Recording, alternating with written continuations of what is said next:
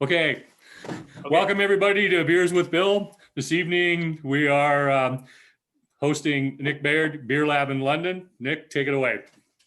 Sure. Thanks, Bill. Thanks for having me on here, guys. Thanks for all being here. So I guess we're going to get into talking about the brewery a little bit later, but we'll start with Almir's for the beers tonight. So Almir's is the sixth beer in a installment that we're doing of Lagerdales, Kvike Lagerdales to be exact. This is using the crispy strain of Kvike Lager Ale yeast from Escarpment Labs. Now, most of you probably heard of Kvike or tried a Kvike beer here and there. Most of them are going to be on the hoppier side or more tropical. This strain was developed by Escarpment to really push, quote unquote, a lager-esque style of beer. So we've been playing with it we've done 8 different beers, 6 of which are lager style beers or like Lagerdales.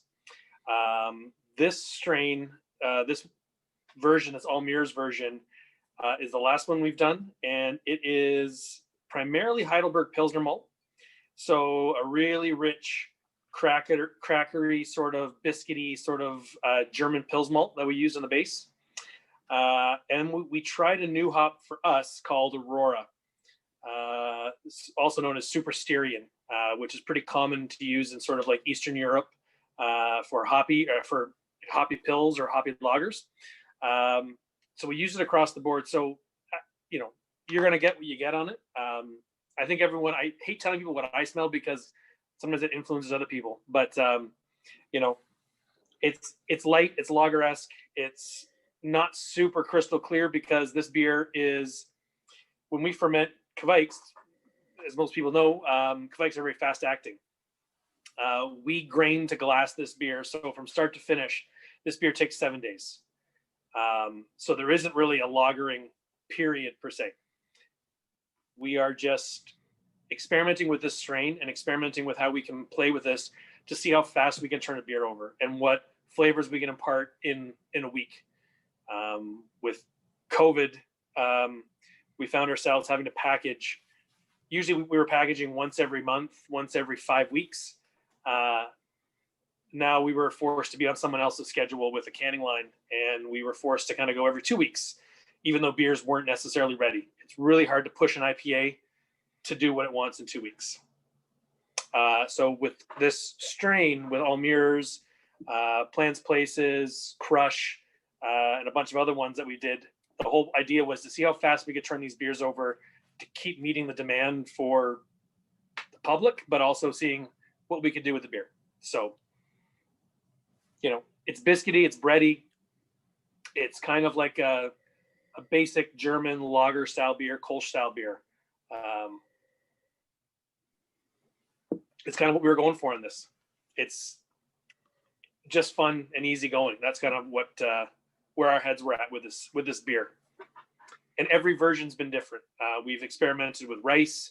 We've experimented with base malt. We've experimented with all different sorts of base malt and adjuncts to try and figure out what the combination is, bumping up wheat in the grist on these beers as well. So it's a real experiment with this whole Almir's Kvike Lager Ale strain. So Sounds like you had a lot of fun with it though. Yeah, it's a learning thing. This beer throws a ton of sulfur. This yeast, throws a ton of sulfur.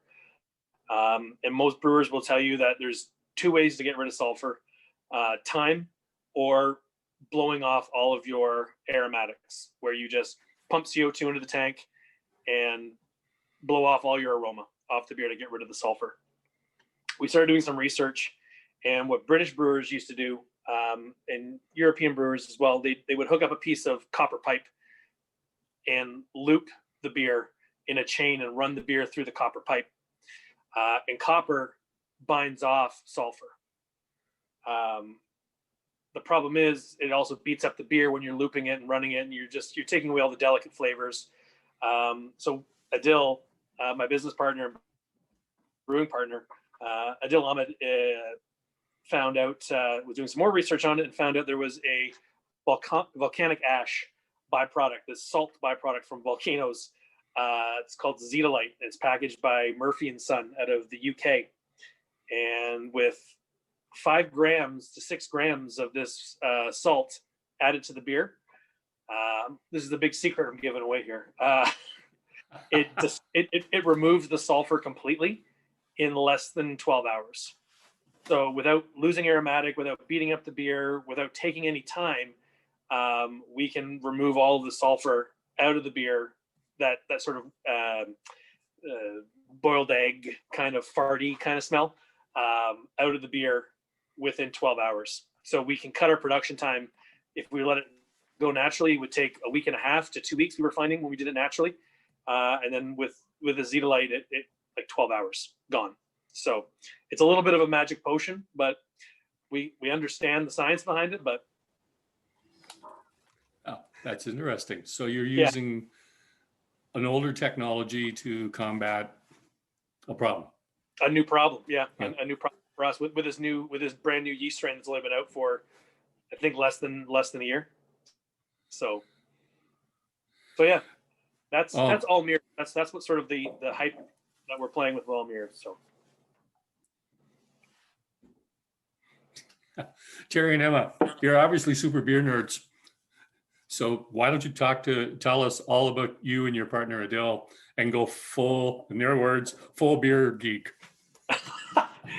So I will preface this. I've known Terry and Emma for a very long time, and they know how much of a beer nerds Adil and I are.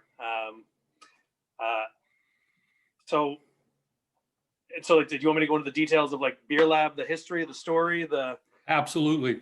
Sure. So Beerlab, as you may or may not know, we're a fairly new brewery. We've been open for about a year and a half now, in London, downtown, right beside Milosh's Craft Beer Emporium. So we basically call it the craft beer corner of downtown. Adil and I met through Milosh. Milosh has worked, if you don't know, I guess we'll back up a bit. Before Adil and I met Milosh. I'd moved back to London from Niagara. I'd worked for Jackson Triggs, Inniskillen, Vincor, Canada for 10 years. And I was the event manager in Niagara. And I love wine, and wine was another part of my life. Moved back to London to be with my now wife. And this was in 2003. I met Milosh later that year in 2003 at Marienbad Chaucer's, which at the time was it's still a Czech/German Eastern European bar. It's an amazing bar to hang out in if you want to just be transported back to old Eastern Europe.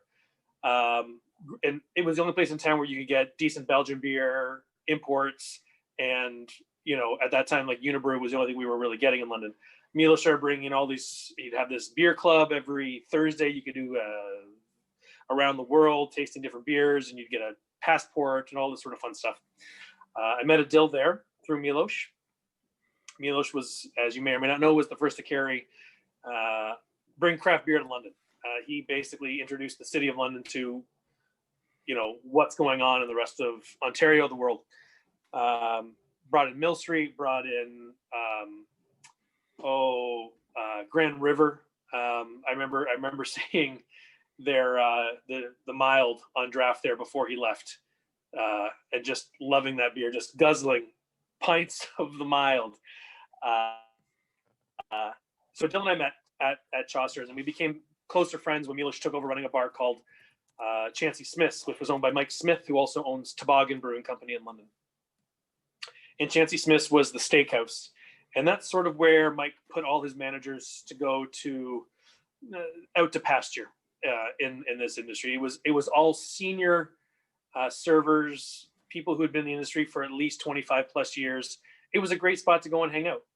And Milos took it over as the general manager and immediately asked Mike, can I start bringing in craft beer?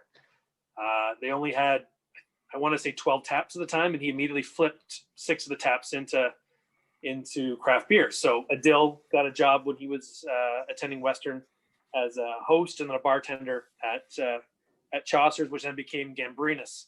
when Mike Smith sold it to a businessman from Toronto named Dudley. Adil and I became fast friends. We talked beer. We nerded out over beer. Adil at that point was finishing his master's in biochemistry. And I started learning how to homebrew, actually from a gentleman in Kitchener, who is now the brewer at Together We're Bitter. He was at Grand River, now he's at Together We're Bitter. So he had shown me how to do some homebrewing. I was interested in that. I sent my homebrewing to Adil and Milos. They tried it. They said, in Milos's words, "What the fuck is this?" Sorry. Milos is very straightforward. It was not the best homebrew the first time around. I didn't know what I was doing when I was fermenting it. Not a slight on who was teaching me, but it was a slight on my finished product. Adil started saying, "Are you interested in brewing? Let's talk about brewing." So we talked about brewing, and Adil, in his summers off from university, was going out to Flying Monkeys in Barrie and would sleep on one of the brewers' couches for a week straight, and they would just brew nonstop on the Flying Monkeys' original 60-liter pilot system. They would just brew all these experimental beers and brew, and just try new things. And so Adil wanted to do stuff closer to home. So we got to talking, and we ended up buying a 15-gallon homebrew system from Ruby Street in the States, set it up in my garage, started brewing beer. That was, at the time, we thought was okay. Looking back on some of the notes, where it's a freaking joke, but we had fun doing it, freezing our butts off out in the garage in the winter, brewing in minus 15-degree weather out in my garage. It's not heated, but we had fun. Milos Gambrinus closed. You may or may not know the story behind that. Gambrinus got sold out from under Milos. She was supposed to take it over. The owner made all these promises, then sold it to another corporation. Milos and the staff were basically all out of work with like less than 2 weeks notice. Milos then took it upon himself to open his own place, which is at 420 Talbot Street, and open Milos's Craft Beer Emporium 8 years ago now. And at that point, he wanted to bring something totally new to London. So he talked to Adil and I, and we always used to hang out at Volo. Every time we went to Toronto, we'd all go to Volo, the old Volo, and just hang out, and we'd meet everybody. You'd see everybody there in the scene who was in Toronto. Hang out there and we drink house ales. And we're like, this is such a cool concept that they're brewing these beers in the back. So we got to talking about it, and Milos was like, if I help you guys out, would you guys want to brew beers exclusively for me? We bought a 1-barrel system and moved it out to Forked River. And Dave, Andrew, and Steve at Forked River were super generous and rented us some square footage in their place. And we brewed under contract at Forked River on our own pilot system. We brewed from 2013 to 2016. Every single Sunday, basically, we brewed beer out at Forked River. And we experimented. We did wacky, weird beers that made no sense to anybody but us. And we served just about every drop that we thought was servable through Milos's Craft Beer Emporium as Beerlabs. Wild beers, sour beers, wheat beers, dark beers, IPAs, brewed it all, sold it all through Milos. So we gave him something exclusive and something unique to drive people to London, because at that point there was just Forked River, and they were the only game in town outside of Labatt's. Adil, at this point, was in medical school. Adil is a family physician now, and at that time he was in his 4 years of medical school. When we decided to open Beer Lab, I think that's a question coming up later, Bill, so maybe I'll skip that part. Go ahead. No, go ahead. Go ahead. I can skip it. Yeah, go ahead. In 2016, we made the decision to go full-time and decide to, the property beside Milos just came available, which is the property we're in. we decided to move forward, lease the space. Our building is privately owned. It's one owner. He only owns the one building, so that was a big advantage for us. I don't know how well you know Shmuley Farhi in Kitchener-Waterloo area. Farhi owns a lot of property in London and causes a lot of renters a lot of grief. And that was always part of our thing, is that we wanted to be with an independent landlord. And we got that. So 2016, we started building Beerlab at the end of 2016. We opened in 2019. The city of London was not a huge help for us. Getting anything done took at least 3 weeks to get the simplest thing signed off on. At the longest point, we waited 7 months to get answers back, to get things rolling on opening the business. So long story short, it was a pain in the ass, but we got it open. We listened to some very, very smart people who've been through a lot of bullshit in this industry, and we took their advice to heart, and we listened, and we banked money, we saved money, and made it last for basically almost 3 years before we get open. So yeah, that's sort of the history of us to today, kind of thing, in a nutshell. Before I ask my questions, Next beer. we'll go to our cars. Okay. So the next one we're gonna do is Icarus.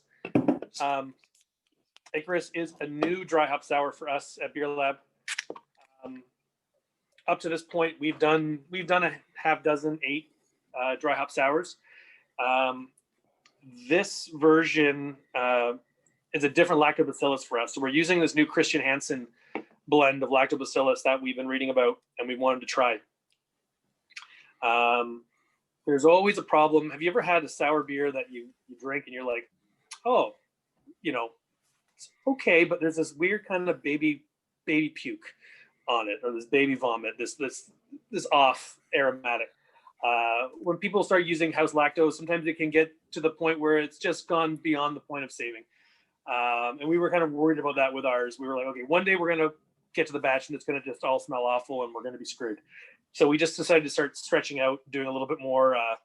I'm glad that hasn't happened to you guys. But this is a new strain of lactobacillus for us. And it's also a new strain. It's also a new primary fermenting yeast in this. Usually we just use a neutral ale yeast like 001, like California ale yeast, or that's primarily what we've been using. This time we used like an IPA yeast from Imperial yeast out of the US, and just give it a different flavor. So just to try something totally different. It's dry hopped. There's no hops in the boil. This beer is primarily Pilsner, 65% Pilsner and then 35% wheat, in and around there. And then the rest of it, it's all dry hopped with Citra and Vic Secret. 65% Citra, 35% Vic Secret on this.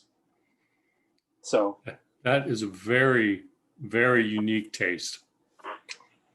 Yeah, it's soft. This is not as soft as our other stuff. We were using, all up to this point, we were using Greek Gods yogurt and another product called Good Belly for the lactobacillus.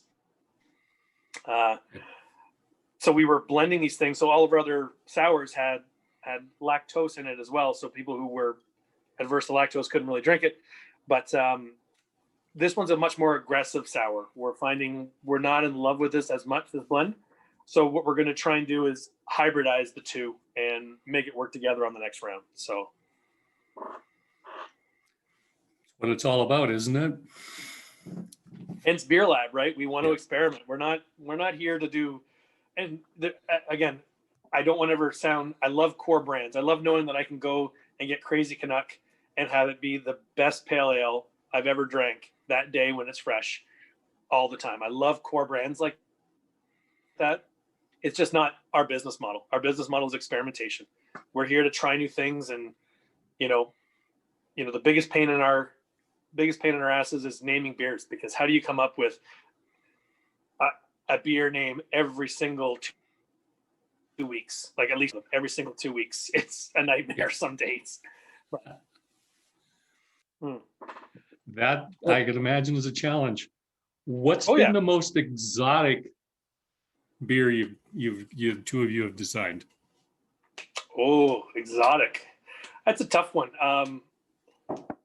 We make a lot of. We're really big into saisons. We love brewing saisons, and we love playing with different yeast strains. So to us, like exotic is not necessarily like, bringing in different fruits or adjuncts. To us, it's like different yeast strains that really make us think about where we could go. So when we first opened Adil, so I have to preface this too, but Adil, when he was doing his residency, wasn't in the province of Ontario. He was in Nova Scotia. So for 2 years, as I was building the brewery, as we were building the brewery, Adil was in Osha studying and going through his residency. So from 2017 to 2019, he was not here. So all of, everything was done via phone chats and by text and messages. And he would fly home once we got our brewing license in 2019. He would fly home. It was like every 4 weeks he was flying home so we could brew together. And we just knocked out beers, dumped beers, because we were just brewing and dumping. We weren't brewing and saving. We were just brewing to see how the system worked so we can understand it. And when we started making beers, the one strain that we really liked was this Lithuanian farmhouse, the saison strain. Really liked it. It was really cool. We had it for opening day, and then it started re-fermenting in the keg. And we're like, okay, so it's sitting in a keg in a cold room at 3 degrees centigrade, and it's still active. We can't use this yeast anymore. That to us, even though that was a lot of fun, experimenting and finding that out, and those disappointments are just as much fun as the successes, knowing that we can't ever use that again because it just is so active it won't shut down unless we pasteurize it somehow. So exotic, I mean, we make a mimosa goza. Is that kind of exotic? I don't know. We rind a lot of really good citrus fruit into a goza, and it's definitely our most popular beer whenever we make it. We've made it twice, and it sells out usually within a week. So yeah, I guess it's exotic. Yeah, I'm okay. Terry and Emma, wonder how many beers you and Adil have made. How many different types? Shit. So unique recipes, we track everything. So Beerlab 1.0 is kind of how we refer to it. At Forked River, we were 140 different recipes over there, individual recipes that we brewed for Milos. Beerlab 2.0 that we're in now, we are up to 87 or 88 in a year and a half. So yeah, we're pretty happy with that. COVID was a big push. And I'll be honest, like we've done 87, so 85 of those batches we've done in-house. We've done 2 batches as contracts at Equals in London. One was One Fell Swoop, which was a session IPA. And the other one hasn't been released yet. We are making a very traditional double decocted Kolsch at Equals right now. That's in the lager phase. So yeah, so all the fun of 87 different beers in a year and a half. So Wow, like one a week. Basically, yeah. How do the two of you decide what to brew? We decide what to brew based on what we are interested in reading about and seeing. So we spend a lot of time researching other beer regions, whether it's Chicago, California, Britain, like the Eastern Europe. There's so much so much really interesting brewing going on around the world that trying to keep up with it is a challenge. And excuse me, we try to come up with these ideas that we want to brew because we want to brew what we want to brew, but we also look at what's fun, what's cool, like what's interesting right now. So we base that on, okay, what hops are coming in? What are the new hops? What are the fun new things coming in from Australia or New Zealand this year? What's Oregon growing? So we pick a lot of our beers, especially how we're hopping our IPAs, based around what's cool. We talk to our reps every single week. What's new? What's available? Who's not taking something? What can we get our hands on? That's pretty much how we decide on what we want to brew. Just seeing what's out there, talking to the people in the industry. Being right beside Milos's, we see a lot of brewers come through and pop in to say hi, and we just talk all the time to other brewers. What are you hearing about? What's new? What's fun? And then just trying to work that into what our love is, which is IPAs, saisons, porters, and really now we're starting to get into lagers and really trying to understand more about how a decoction brew changes the dynamic completely of a beer. And making a lager is not something we have time for because tank time is, unfortunately, I think of tank time as money, not as of, we don't have the luxury to say it's experiment time right now. It's unfortunate, but that's what COVID is going to put us into. So luckily we have a great facility off site that lets us do whatever the hell we want at Equals, and lets us experiment that way with longer time periods and proper 7 to 8 week lagering periods on these beers. We can't afford that at our place. So that's how we decide. We talk to people, figure it out. So what, in all the people that you talk to, what's new and exciting happening in the craft beer industry right now? So craft beer industry, there's so much fun going on, and it's trying to see how people are, we can talk about how exciting beers are. For me as an owner, it's like a lot about packaging and how people are packaging right now. So it may not be as glamorous as the newest new beer, but everyone's making these switch with COVID to switching to packaging, to short cans, to tall cans, to whatever packaging they're doing, and understanding more what's going on with the packaging world and how we're meeting these challenges of, especially guys like us who are on the small side, of packaging. We can't fit a permanent line in, so we have to have mobile lines and all that sort of stuff. So that's exciting for me. Beer wise, the amount of people who are stepping up their lager game. I don't know about you, Bill, or everyone else in the chat. I've been drinking lagers like they're going out of style over the pandemic. And the amount of people who are stepping up their lager game is incredible. I love to see, obviously, I'm hoping we've all tried Godspeed. I'm hoping we've all tried Spetli Lejac, the 12 or the 10 or the 8, if you've had a chance to try it. Those beers are just incredible. Like Tooth and Nail, what Matt Tweedy's doing in Ottawa, just crushing it out with vim and vigor. Seeing what Callum's doing up at Sun and Hill with his lager beer that just is new to come out, and all his soft, beautiful, delicate beers that he's making, just 3.8%, 4% beers that are just it's still hard to sell, but man, those are beautiful beers that he's making. The lagers and like lighter ABV beers are sort of what's really exciting me right now. That's what is driving me to try new beers, try new breweries. If you come out with a 3.5% beer, I'm going to drive and try it. Like, it's going to happen. I love the sessionability of all these beers that are coming out. So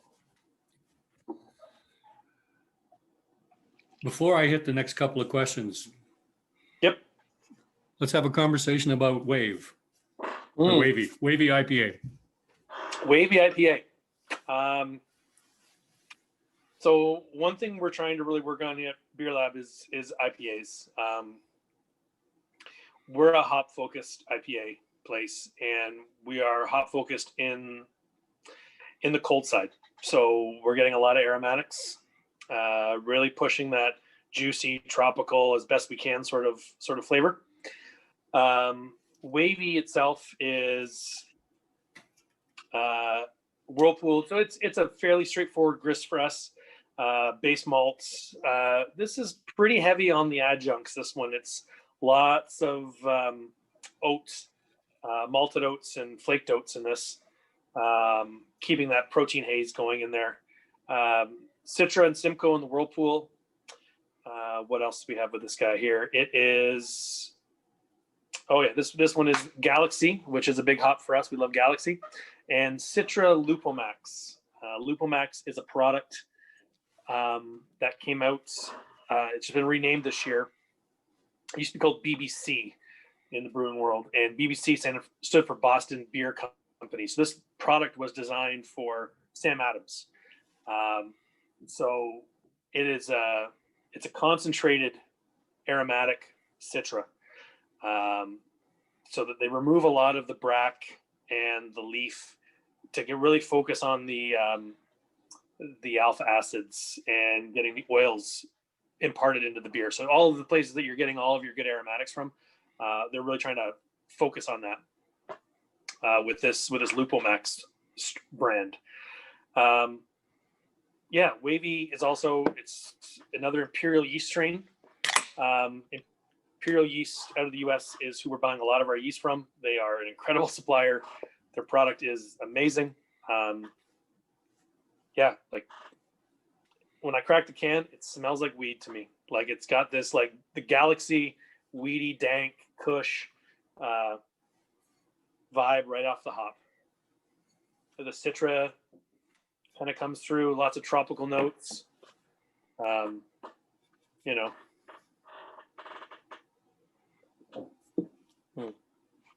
Sorry, my glass was still half full there.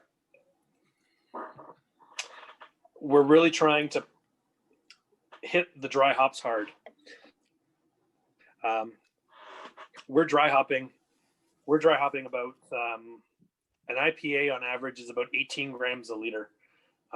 So to put that into perspective, it's 22 pounds of hops going into 550 liters of beer in the dry hop. So, you know, every brewery does their own math on how they want to dry hop.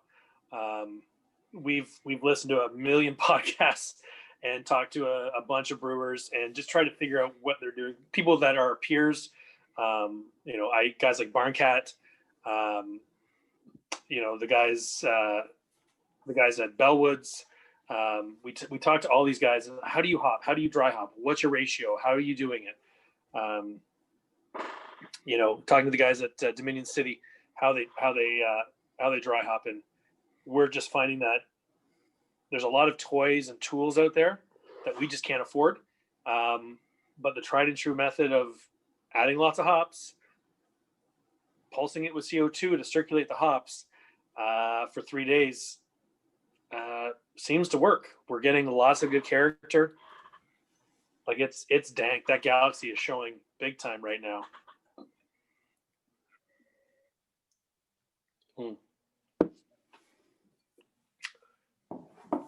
Still like not like aggressively bitter on the back. A little bit of bitterness there, a little bit of firmness, but and the oats just keep that beer nice and hazy and nice big full mouthfeel. Yeah. Was that a question about hops in there, Bill? Sorry, I missed that one. Pardon me? Was that a question about hops coming through there? Sorry, I missed that one. There's a whole bunch of questions I need to sort of fall back to. Katie's been making a comment. Sure. We all love Katie. She does not like IPAs. So her giving this a thumbs up says you've got the balance perfect for her. Oh, wonderful. Just you know, and I agree with you that there's just enough backbone from the hops that everything else is built off of that. Yep. And so yeah, we're trying our best to balance these beers, and I'm glad you like it, Katie. That's really cool. we're trying to make people who don't like IPAs like IPAs. That's what we're trying to do. Yep. So, Yeah. Now, Mike has a question there. That's the one about the hops. Do you add the hops at the end of fermentation or high krausen? great question. We add at the end of fermentation. We used to add high krausen, or we did some high krausen hopping. We were adding so much hops, we were getting a lot of hop creep, and we had dumped a lot of tanks. So when you add hops at high krausen, it's still an active ferment. You have an opportunity to re-ferment and create a diacetyl chain run, which can lead to that buttery, popcorny, creamy smell. We've stopped doing that because we were dumping tanks and just dumping money down the drain, and we just couldn't balance it. Not saying we aren't experimenting with it. We are. It's just we aren't really pushing it hard right now. So it's all post ferment for us, letting things reach terminal and crash out, drop to 15 degrees centigrade, and then dry hop 15 degrees centigrade after a yeast rack. So that's where we're playing.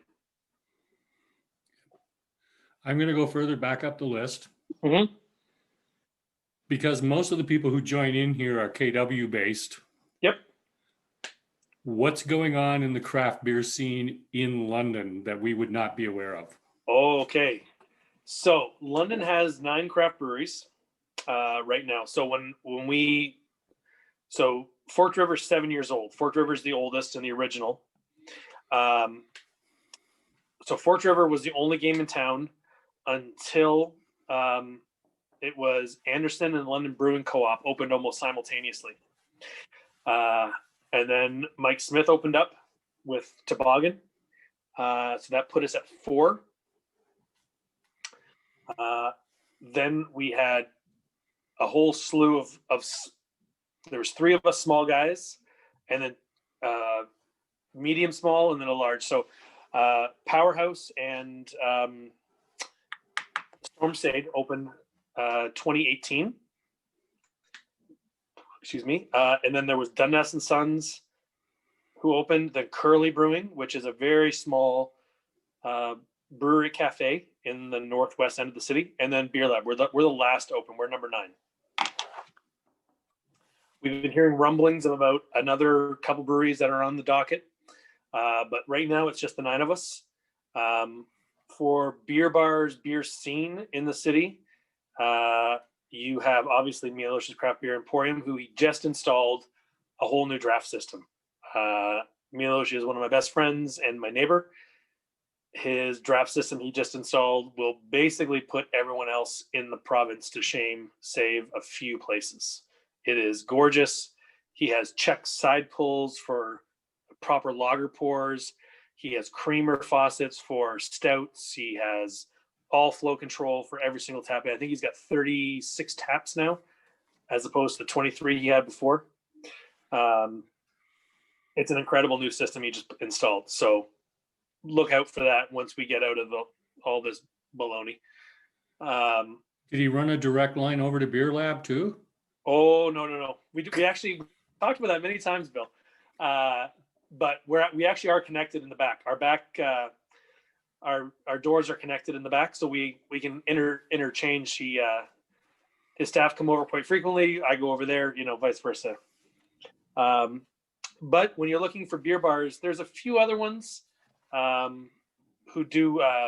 Company Bar in Wortley Village is a new bar by the Wolf Brothers, who own the Early Bird, Los Lobos taco joint, and the Night Owl.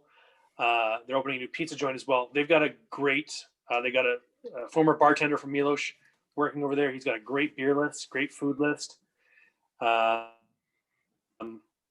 Pizzeria Madre in the city has a really small but well curated beer list, and the best pizza you're going to eat in the city. It's unbelievable. Wood fired, incredible pizza. Sourdough, it's awesome.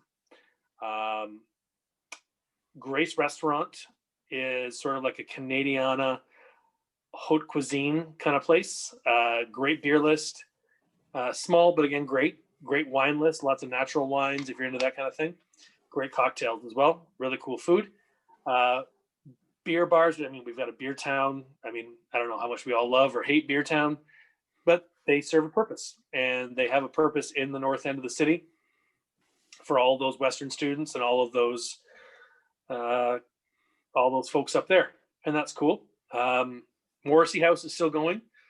Mark has a great list of really approachable craft beer. Nothing mind-blowing, but man, it's always a great list. You always know you're going to get some Great Lakes and some just a slew of, like, cowbell brewers, and just a bunch of good cross-section beers at Mark's place. Craft Pharmacy Bar is another one that's got a good craft list as well. But that's just about it for craft beer bars. We're 400,000 people in London, and we got 3 to 5 bars of good beer.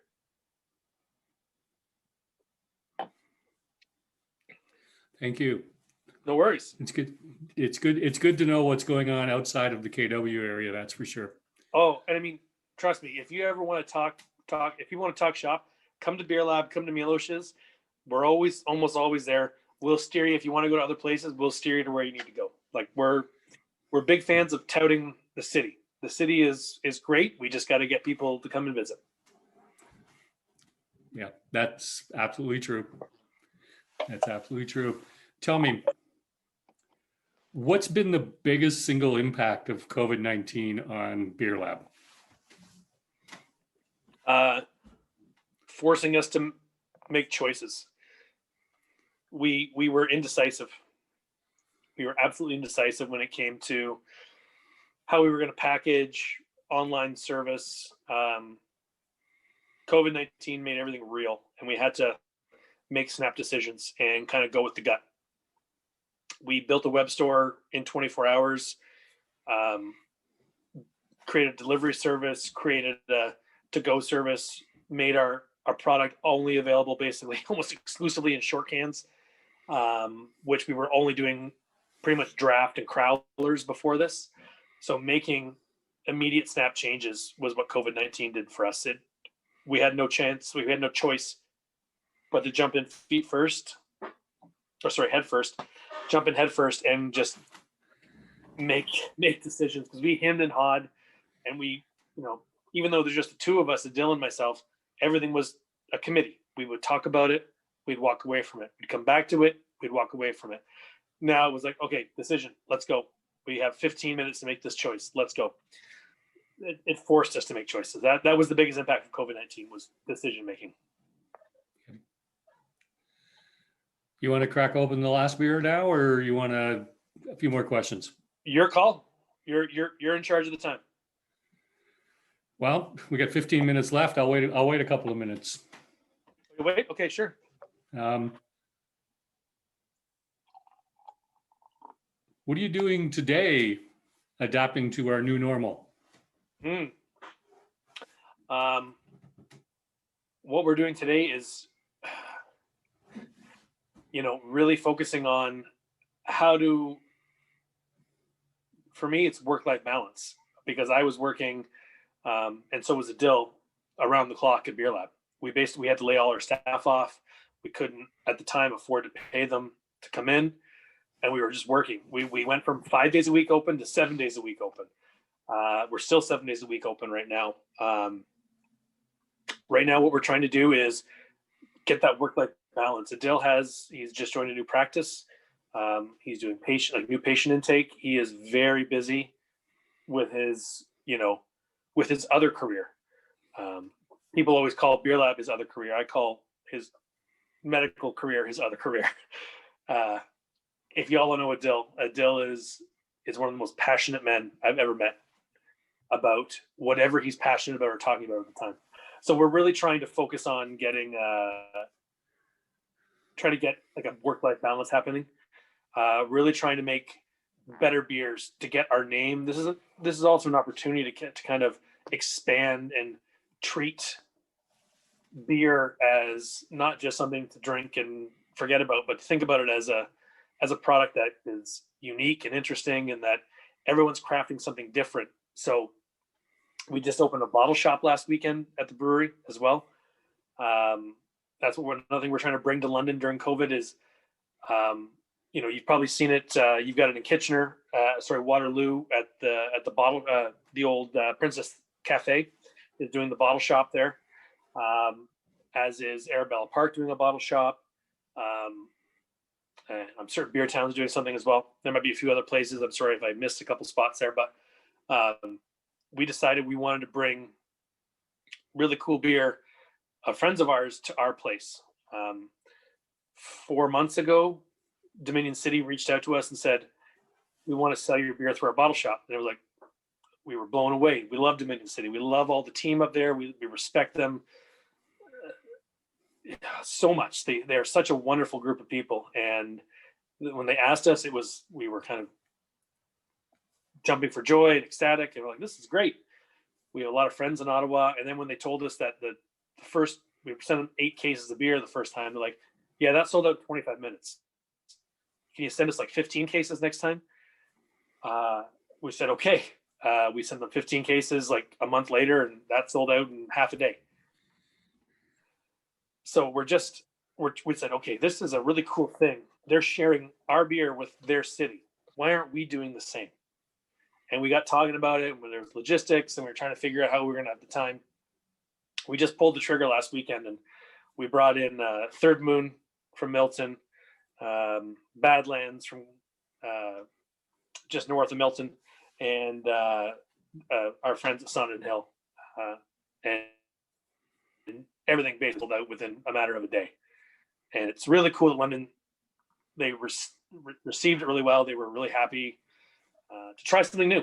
And that was, that's a big thing we're trying to change with COVID, is that beer can be really cool. You don't need to, we're Labattstown. We've always been a freaking Labattstown. And as a sales rep for 4 years with Flying Monkeys, it was always the biggest challenge in London. I lived here. I knew just about every bar owner in the city. Labatt's gives me this, Labatt's gives me that. And that's cool. But are they giving you taste? Are they giving you flavor? Are they giving you experiences? Anyhow.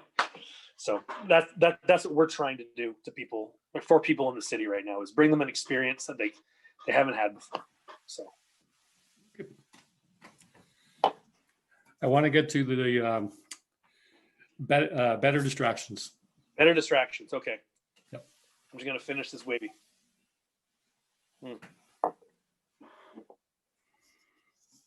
So better distractions is another double IPA from us. I always like to start with the grist. This is always, we are an oat heavy grist brewer. We like a lot of oats. We like that mouthfeel. We like that protein haze. So this will be malted oats and flaked oats in this again. This is all just two row malts. Nothing too fancy in here. Whirlpool again is Simcoe and Citra. We have a pretty strong belief in a few hops for Whirlpool. But when we get into the dry hop on this, we go back to the Lupul Max. So Lupul Max is the name. This is Mosaic on this. So Lupul Max Mosaic. So the same process they use on the Citra, is in the Mosaic. And then Sabro and Cashmere. We've been playing a lot with Sabro, as have a lot of brewers right now. It's got that fun coconut, tropical, pina colada kind of vibe. And Cashmere's got that tropical hit as well. So again, another imperial yeast strain. This is a different strain. This is A36 versus A24 from the wavy. So this is more of like an East Coasty, juicy kind of yeast on this. Yeah, it's like coconut and tropical fruit for me. That's what I get. And it's what, 8.4? Yeah, 8.4%. I don't know. It drinks like a 6% beer to me. That's what we're trying to do. We don't want to blow people away with the IPA. We just brewed a triple IPA for the first time. It's coming in at like 10%, and it's tasting like a 7% beer, and that's what I want. So, This could be dangerous. yeah, I haven't had this in a while. This is pretty dangerous. It's smooth. That's the goal. We want beers to be approachable and soft and delicate. And, you know, it's not super delicate. It's kind of it's oats. It's mid palate. That's danger juice for sure. My big thing whenever Adil and I do tastings, he always looks at me and he's like, "What do you think about the palate?" And I'm like, "I'm either a yay or nay. It's either got the mid palate or it doesn't. There is no in between." And Adil and I always agree that we need to have more of that mid palate, more of that weight in the IPA. I don't love super light IPAs on the palate. I want them to have that mid weight, that it feels like it's full, but it drinks and it finishes lighter and softer. So.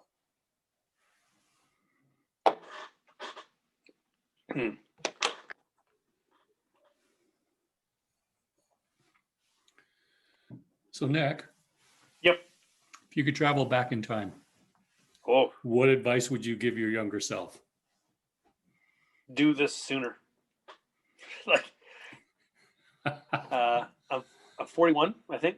I'm 41, I think now. I would have said, don't hesitate on this. You know, everything has a time and a place. Adil was in school. We were all doing our thing. Would I, if I would travel back in time, I would just say, expedite the process and don't I don't know, most people, I always like to say I'm an asshole, but everyone likes to say I'm a nice guy. I treat everyone with a little bit too much there's too much forgiveness sometimes for me, which I guess isn't a bad thing, but in business I'm learning more and more that you can't be so forgiving, because people see it as a doorway to a mat, and they're going to walk all over you, and they're going to just let let your work languish or whatever. I'm learning that you need to express yourself and get it done, and that's what I wish I would have told myself, my younger self. Get it done sooner. Don't take no for an answer. Don't hang up after the first phone call, when it doesn't go your way. Keep calling back. Keep going at it. Keep pushing forward. Would we still have opened after? We're still taking 3 years to open. What I'm seeing most breweries right now, it's about 2.5 years to open a brewery, and that's what we spent. So is it any different for anybody else? Probably not. But could I have shaved off a half a year? Could I have shaved off a year? Maybe. If I listened to my younger self. Okay. And that ultimate philosophical one I told you I was going to ask. Mm-hmm. What would you like everybody who's joined us tonight for the tasting to take away from our chat?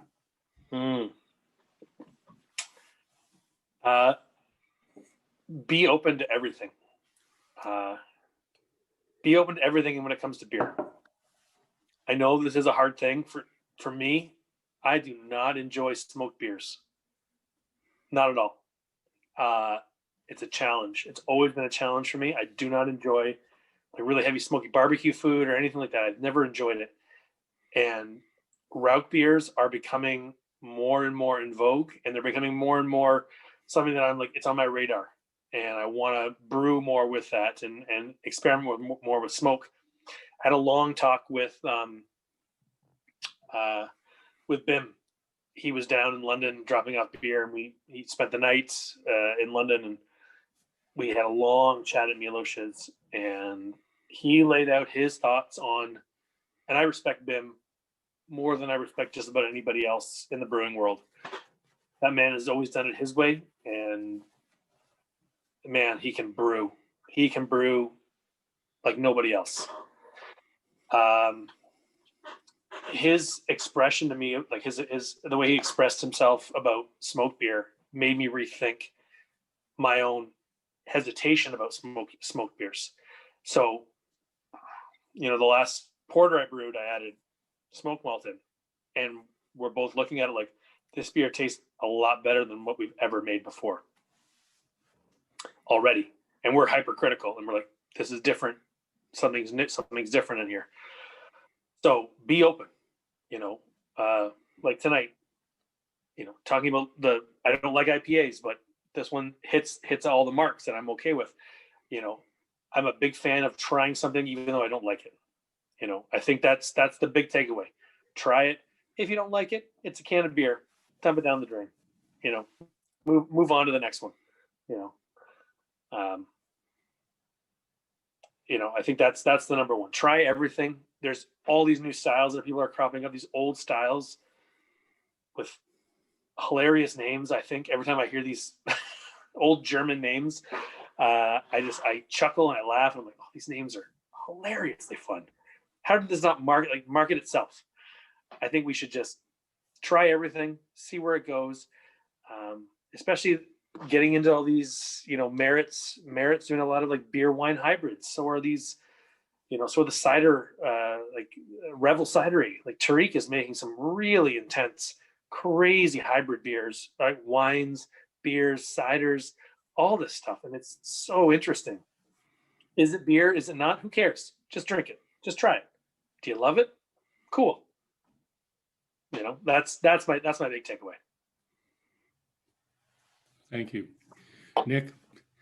All of us here at Beers with Bill appreciate the fact that you've taken time out of your busy schedule to spend with us, and totally want to thank you for joining us this evening. Oh, thank you. There's a couple of questions I need to follow up on, but there's some things I got to remind people of. First of all, if you didn't see it, I was collab brewing at Counterpoint today with Graham, and David's girlfriend, Mandy, was doing a photo shoot. The photos that are up on Facebook are mine. They're not hers. She's working on hers right now. And so the Christmas beer is coming together. And for those of you in the KW region, pop me an answer in the next couple of weeks. I need to know who would be interested in going to Counterpoint to join us for the live stream live in Counterpoint on the 22nd of December, because Graham has said that we could have 16 people comfortably there, and he's willing to host that for us. So let me know. Next week, Tim Schneider's joining us at Duntroon Cidery. For those of you who want, you can order directly from the cidery to get all three.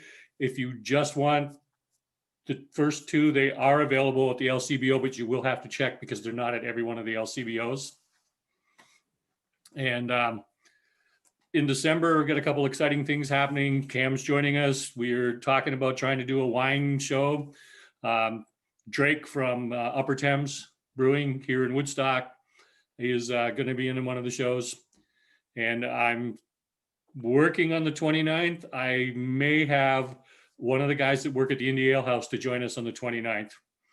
If not, Mr. Hussey has offered to give us some insights.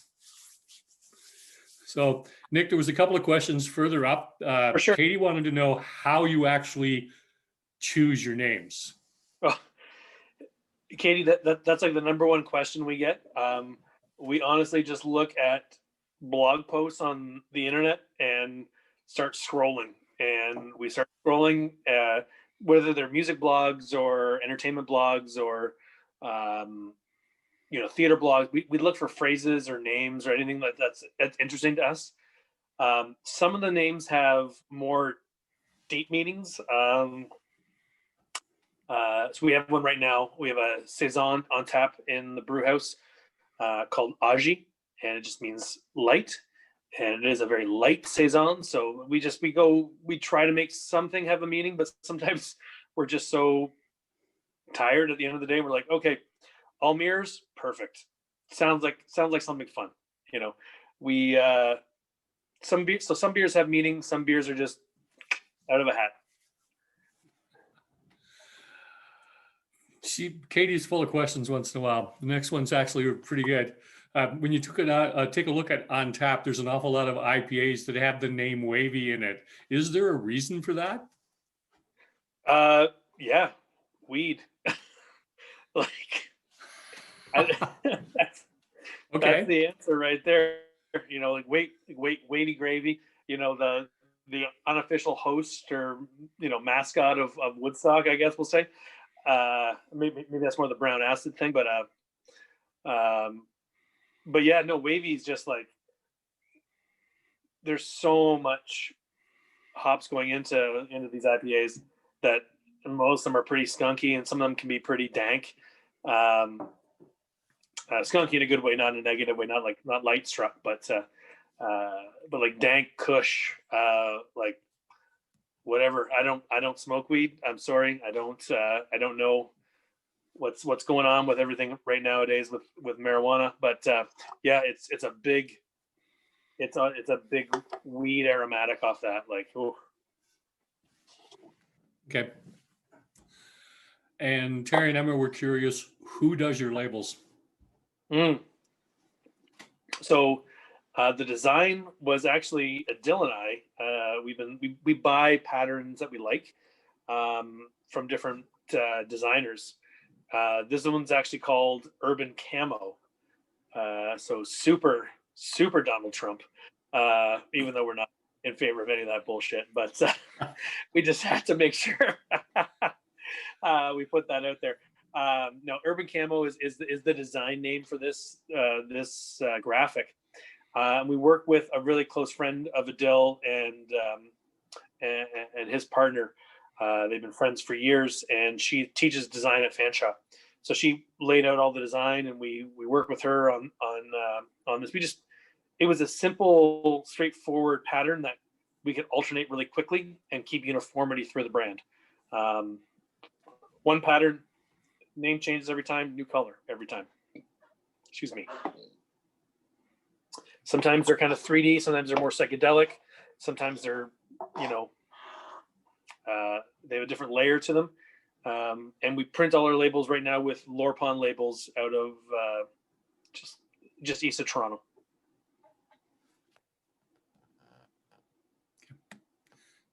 Again, Mick, I want to say thank you for joining us tonight.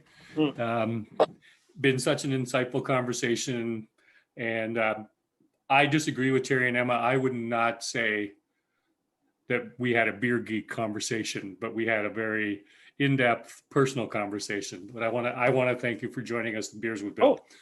Thank you for having me. Cheers. And I'm going to